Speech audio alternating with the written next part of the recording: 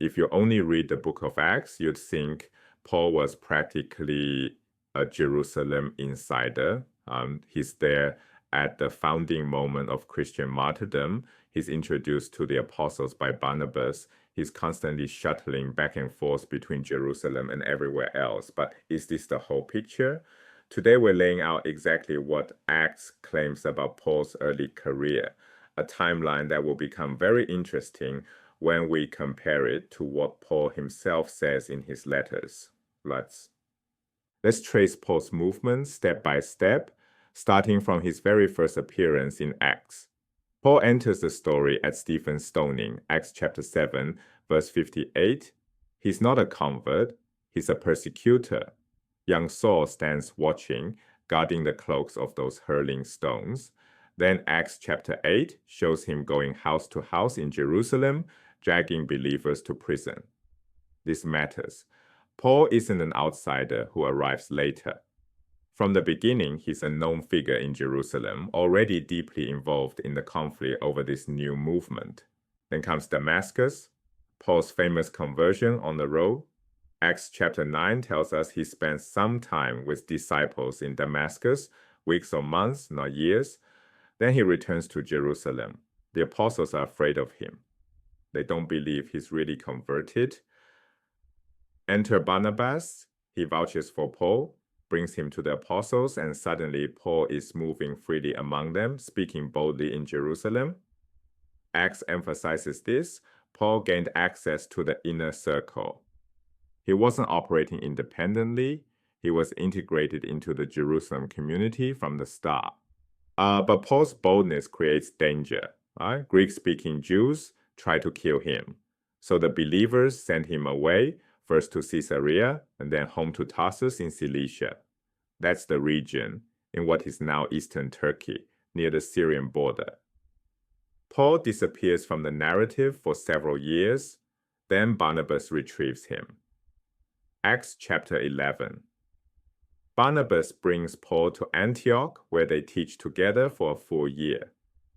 This is where believers are first called Christians. Another Jerusalem visit follows, Acts 11, verse 30. A famine hits Judea.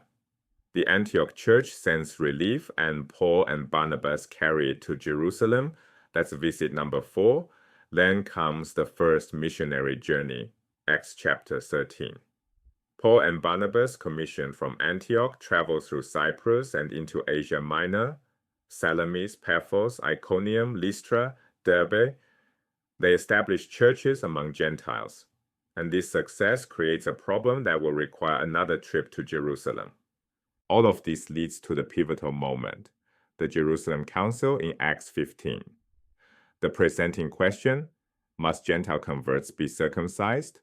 Some believers from Judea say yes, no circumcision, no salvation. This isn't a private meeting. Acts describes a public assembly. The apostles and elders gather. There's much debate. Peter speaks. Barnabas and Paul report their missionary work. Then James, not Peter, not Paul, but James, the brother of Jesus, delivers the ruling. James presides as the authority figure. And the decision comes from Jerusalem through James.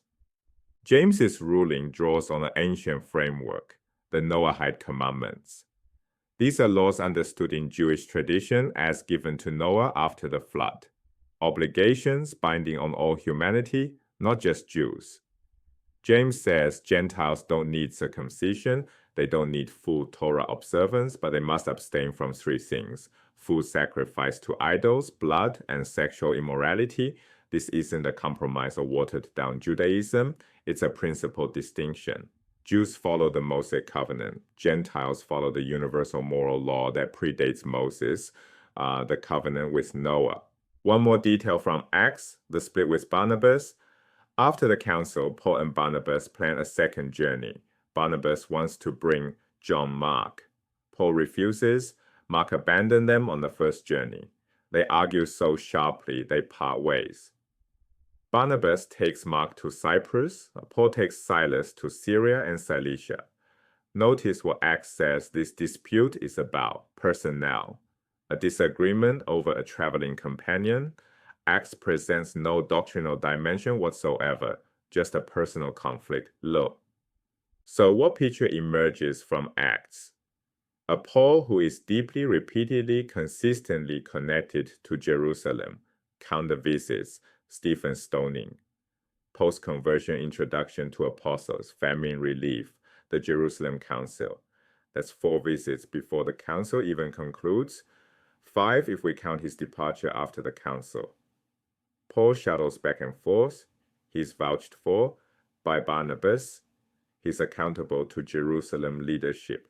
Decisions about Gentile inclusion comes through a public assembly with James presiding. This is the traditional picture, Paul as a Jerusalem-connected figure, not an independent operator. But here's where it gets interesting. When we turn to Paul's own letters, especially Galatians, we find a very different story. Paul insists he did not go to Jerusalem after his conversion. He did not consult with the apostles. He received his gospel directly from revelation, not from any human source. Look at these contradictions. Acts says 5 visits before the council. Paul says only 2 visits in 17 years. Acts says he moved freely among the apostles. Paul says he saw only Peter and James briefly. But Acts implies Paul learned from the apostles. Paul explicitly denies any human source. Acts describes a public assembly.